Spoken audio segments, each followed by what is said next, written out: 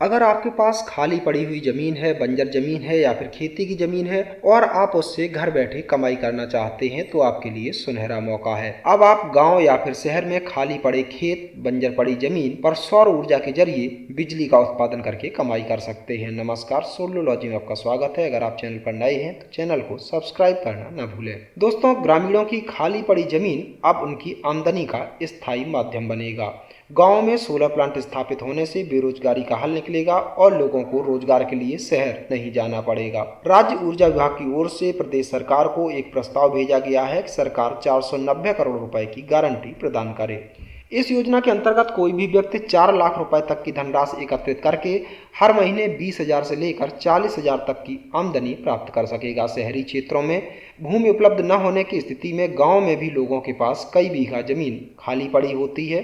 इस योजना के अंतर्गत जिसके पास भी कम से कम 3 बीघा और अधिकतम 10 बीघा तक जमीन है, वह अपनी जमीन पर सोलर पावर प्लांट लगाकर कमाई कर सकता है। इसके लिए सरकार भूमि के मालिकों के साथ 25 साल का समझौता करेगी। अगर कोई किसान यह चाहता है कि उसके पास जमीन है, वह अपना प्लांट खुद लगा सकता है, तो अगर निवेश करने की स्थिति में है तो उसके लिए भी सरकार उसकी पूरी सहायता करेगी। उसे बैंक की ओर से आसान शर्तों पर फाइनेंस भी उपलब्ध कराया जाएगा।